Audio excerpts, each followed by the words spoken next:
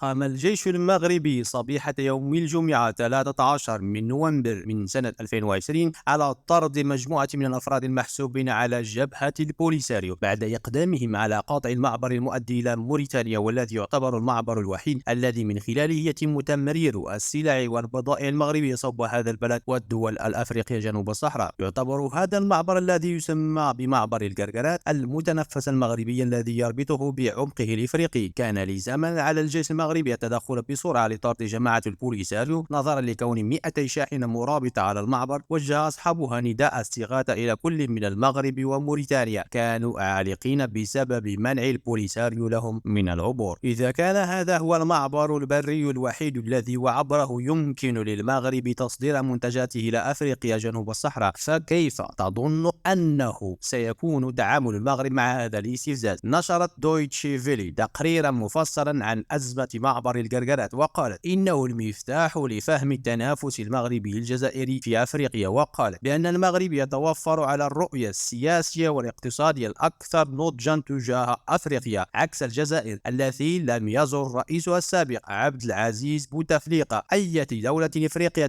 إبان فترة حكمه، أي من 27 أبريل من سنة 1999 إلى غاية 2 أبريل من سنة 2019، العام الذي تم إزاحته عن كرسي الرئاسة بفعل المرض. لكن الجزائر ونغبة منها في عدم ترك الملعب خالي للمغرب فقد لجأت لردة الفعل. تمثلت ردة فعل الجزائر في أغسطس من عام 2018 في إنشاء طريق صحراوي حدودي بين تندوف مع موريتانيا كمعبر لتصدير منتجاتها إلى موريتانيا ودول أفريقيا جنوب الصحراء. لكن هذا المعبر ليس الوحيد الذي تنافس به الجزائر المغرب في الملعب الإفريقي، فهناك أيضا طريق العابر للصحراء.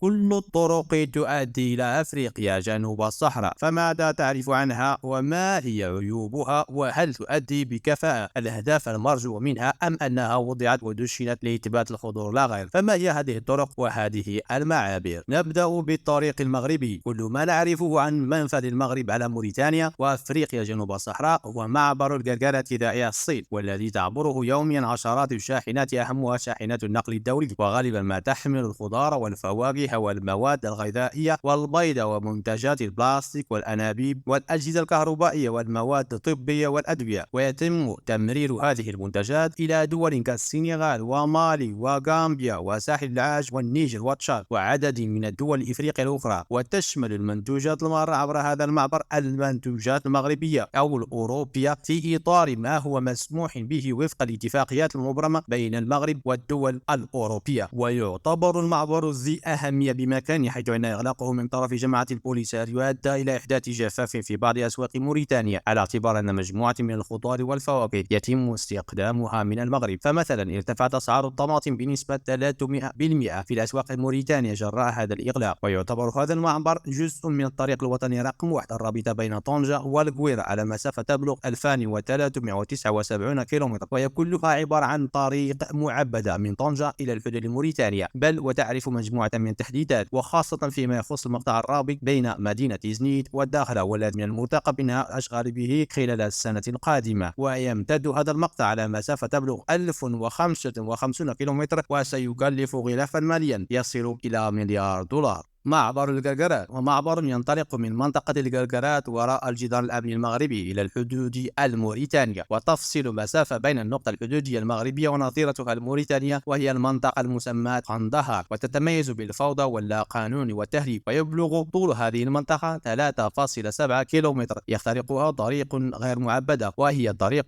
التي تستعملها الشاحنات للمرور إلى موريتانيا. وبعد إقدام مجموعة من المسلحين المحسوبين على جهة البوليساريو على إغلاق المعبر ومنع الشاحنات والمركبات من المرور، ما أدى إلى إتلاف كمية مهمة من السلع المتوجهة صوب موريتانيا ودول أفريقيا جنوب الصحراء، وهو ما استدعى التدخل العسكري المغربي لتأمين المعبر حتى وتهيئته وتعبيده من النقطة الحدودية المغربية إلى غاية النقطة الحدودية الموريتانية، فرب ضارة نافعة. الطريق تندوف الزويرات. يعتبر هذا المعبر الأول من نوعه بين البلدين بعد استقلالهما عن الاستعمار الفرنسي، ويربط بين محافظة تندوف وولاية الزويرات الواقعة شمال شرق موريتانيا. وقد تم إحداث هذا المعبر الحدودي على إثر اتفاقية بين الطرفين في نوفمبر من سنة 17 و2000، وتبلغ كلفته 8.5 مليون أورو. يبلغ طول المعبر 460 كيلومتر، وتتواجد البوابة الجزائرية على بعد 75 كيلومتر من تندوف، وتسمى بالشهيد مصطفى بن بلعي. وتكمن مشكلة هذا الطريق التي عملت الجزائر وسهرت على إحداثه أنه يتواجد وسط الصحراء، حيث تغطيه الرمال من حين لآخر، إضافة إلى افتقاره إلى علامات تشوير ومحطات الاستراحة، مما يجعل المرور عبره يشكل مغامرة محفوفة بالمخاطر، حيث أكد بعض السائقين ضرورة الاستعانة بخبير عارف بالمسالك في حالة اشتداد الزوابع الرملية. يضاف إلى هذا كون المسافة لا تقل عن 800 كيلومتر من الجنوب الجزائري إلى الأراضي الموريتانية، هي عبارة عن طريق غير معبدة وذات مسالك وعرة، ومن المرتقب أن تمول الجزائر تكاليف هذا الطريق من ميزانيتها.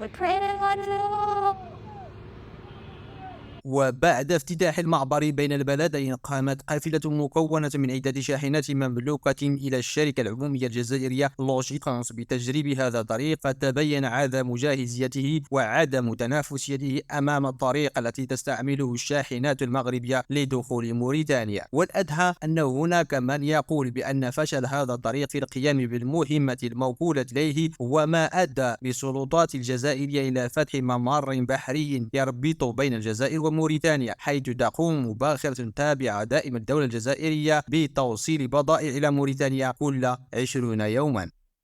الطريق العابر للصحراء مشروع فرعوني كبير إن صح التعبير، تم التفكير حوله بعيد استقلال الجزائر سنة 1962، حيث تشكلت لجنة ربط الطريق العابر للصحراء بقيادة الجزائر من نيجيريا وتونس ومالي والنيجر وتشاد، وكان يسمى حينها بطريق الوحدة الإفريقية. ينقسم هذا الطريق إلى قسمين: الطريق الرئيسي والطرق الفرعية. ينقسم الطريق الرئيسي بدوره إلى 3 أقسام: الطريق الرابط بين الجزائر والحدود النيجيرية، وتبلغ مسافته 2360 كيلومتر. الطريق المار عبر النيجر انطلاقا من حدودها ووصولا بحدود دولة نيجيريا، وتبلغ مسافتها 1007 كيلومترات. الطريق المتصلة من حدود دولة النيجر إلى غاية لاغوس عاصمة نيجيريا، وتبلغ مسافتها 1131 كيلومتر. بينما تتشكل الطرق الفرعية من طريق فرعي بين تونس والجزائر، وتبلغ مسافته 866 كيلومتر.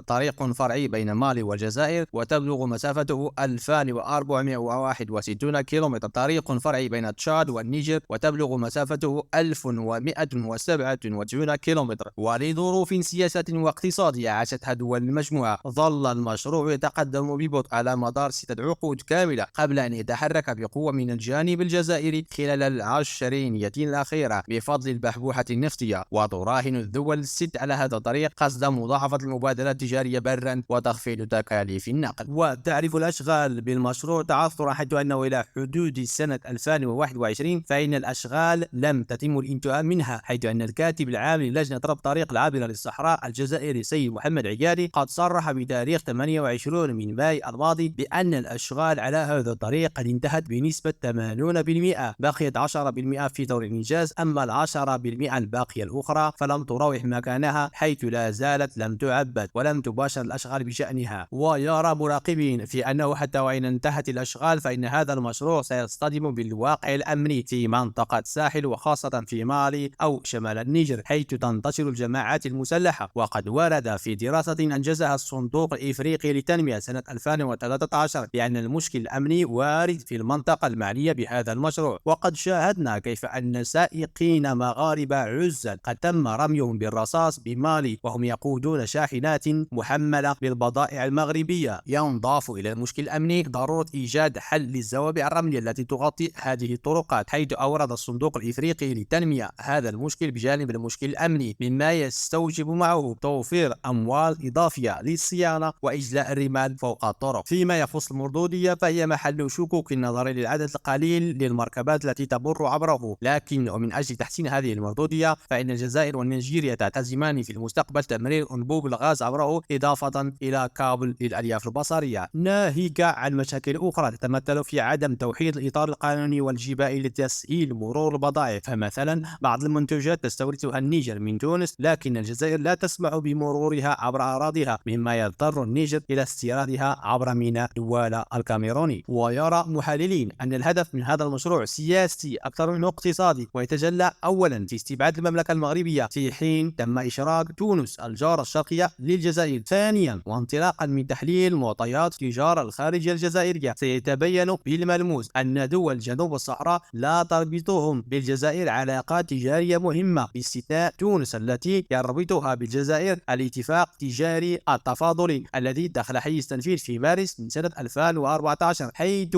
تتديل الدول جنوب الصحراء قائمة الشركاء التجاريين للجزائر، حيث تتواجد في نفس الرتبة مع دول أو منطقة أوقيانوسيا البعيدة جغرافيا من الجزائر مقارنة مع دول جنوب الصحراء. دمتم بود، وهذا المختبر الاقتصادي يحييكم والسلام عليكم.